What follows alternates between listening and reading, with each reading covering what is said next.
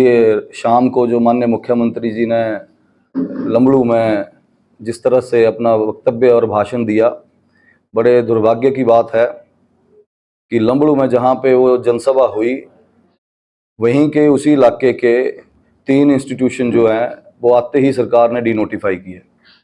और मैंने उनके समक्ष उस समय बात भी रखी कि इनको डीनोटिफाई ना किया जाए, लेकिन तब भी उन्होंने किसी की ना सुनी। शायद मैं उस इलाके के वहीं से हूँ और वहाँ के लोग अभी भूले नहीं हैं कि वहाँ के जो डिग्री कॉलेज आदरणीय जयराम जी की सरकार ने, भारतीय जनता पार्टी की सरकार ने डिग्री कॉलेज वहाँ पे शुरू किया था, जो कि आते ही मुख्यमंत्री जी ने बंद कर दिया। सीएचसी के लिए वहाँ पे बोला गया था, घोषणा की गई थी, वो बंद कर दी गई। वेटनरी हॉस्पिटल के लिए बोला गया था, वो बंद कर दी गई। और जिस तरह से ओछी राजनीति पे ये लोग उतर आए हैं, मैं समझता हूं कि आने वाले समय में जनता जो है इसका पुरजोर से चुनाव के माध्यम से जवाब देगी। सर, मुख्यमंत्री ने कल आरोप लगाए हैं कुछ विधायकों पे और खनन माफिया तक कहा गया, सर क्या कहेंगे? देखिए, आरोप जिस दिन से ये प्रकरण हुआ है सारा, तब से आरोप ही लगा रहे हैं। हर सभा में बोलते हैं कि तथ्यों पे सामने आएंगे। मुझे लगता है कि शायद ये तो बिल्कुल उचित समय है तथ्य सामने लाने के लिए, क्योंकि चुनाव भी हैं। और सिर्फ केवल बोलने से, मैंने पहले भी कहा है कि मुख्यमंत्री जी केजरीवाल बन चुके हैं, सिर्फ बोलते हैं मैं ईमानदार हूं, बाकी सब बेईमान हैं।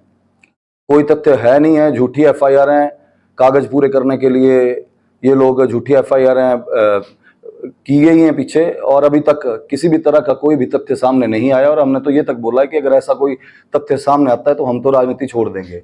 लेकिन खनन की बात करूं तो पूरा हमीरपुर विधानसभा क्षेत्र है मेरा, और भली भांति लोग जानते हैं। और मैंने तो विधानसभा में भी ये बात बोली थी कि मेरा काम है और परमिशन लेके काम किया जाता है, विदाउट परमिशन काम नहीं किए जाते हैं। मैं तो मुख्यमंत्री महोदय से पूछना चाहूंगा कि जैसे ही इनकी गवर्नमेंट बनी जनवरी महीने में, और ऐसी क्या जल्दबाजी थी कि पूरी की पूरी जो है माइनिंग पॉलिसी को बदल दिया गया, और सिर्फ एक व्यक्ति को फायदा देने के लिए पूरी माइनिंग पॉलिसी चेंज की गई। तो मुख्यमंत्री उसका भी जवाब दें, और वो कौन व्यक्ति है नदौन से जिसके लिए पूरी की पूरी पॉलिसी बदली गई। तो खनन माफिया तो ये लोग हैं जिन्होंने एक मोनोपोली बनाने के लिए, कि मोनोपोली केवल अपने लोगों को संरक्षण देने के लिए इन लोगों ने सत्ता का दुरुपयोग किया है। और मैं समझता हूं, जहां तक मेरी बात है, तो मेरे क्षेत्र की जनता मुझे बचपन से जानती है। मैंने पढ़ाई यहाँ की, बचपन यहाँ बिताया, कारोबार यहाँ किया, इसी मातृभूमि में कमाया है और यहीं पे लोगों की सेवा में लगाया है।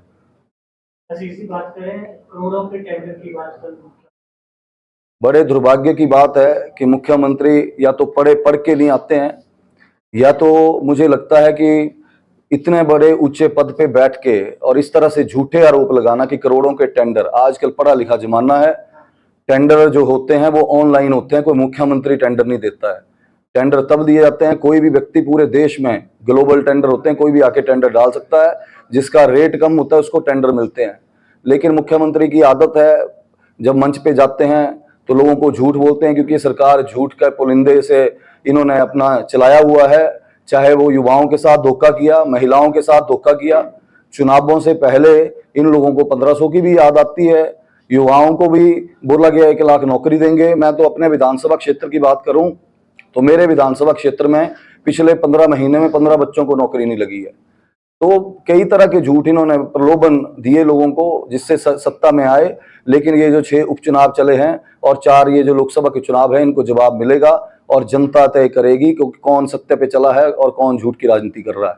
आशीष जी, इस सरकार के गठन के बाद आपकी पहली जनसभा हुई, तब आपने बहुत अच्छे से वहां पर काम किया था। इसके बाद कब बिगड़ी आपकी, कहां से बिगड़ना शुरू हुआ सरकार? देखिए, मुख्यमंत्री जी की बड़ी संकीर्ण सोच है। पिछले वर्ष मैंने जब यहाँ पे स्वागत किया, उसके बाद जब यहाँ पे यूथ डे पे 21 अप्रैल 2023 को यूथ डे था, आदरणीय सुजानपुर के विधायक राणा जी ने मुझे वहाँ पे न्योता दिया।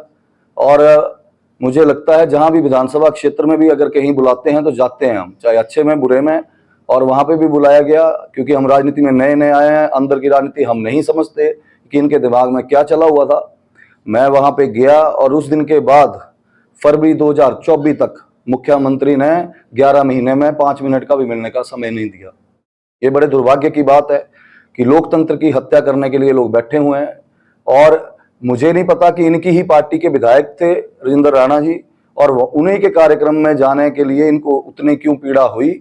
और अगर गया भी, मैंने उसके बाद क्षमा भी उनसे मांगी कई दफा कि अगर मेरे से कोई गलती हो गई है तो कृपा करके मेरे को माफ करें। और तो और नदौन में जाके मैंने पांव तक छुए, लेकिन इन्होंने जलील किया। 4 दिन शिमला मुझे बिठाए रखा, और चौथे दिन मुझे ये बोला गया, सुबह से शाम तक बिठाया, चौथे दिन बोला गया कि आप 3 महीने बाद 12 तारीख को आए। तो ये बात है कि अपने ही विधायकों को इस तरह से प्रताड़ना करना, जलील करना, काम नहीं करना, और आज ये बोलना कि मुख्यमंत्री हमीरपुर से हैं, ये बड़े दुर्भाग्य की बात है। हमीरपुर से इनको कोई लेना देना नहीं है। चुनाव के समय में आते हैं, झूठे वादे करते हैं और उसके बाद चले जाते हैं। अगर आप पिछले ही 15 महीने का इनका कार्यक्रम देखेंगे तो मुख्यमंत्री जी का एक वो दौरा था जब यहाँ पे स्वागत कराया गया था, और उसके बाद दूसरा दौरा तब था जब यहाँ पे आपदा आई हुई थी, तब आए थे। उसके बीच में इनको बहुत बार हमने समझाया कि महीने में 1 चक्कर लगा लिया करें, लेकिन इनको कोई फर्क नहीं पड़ा।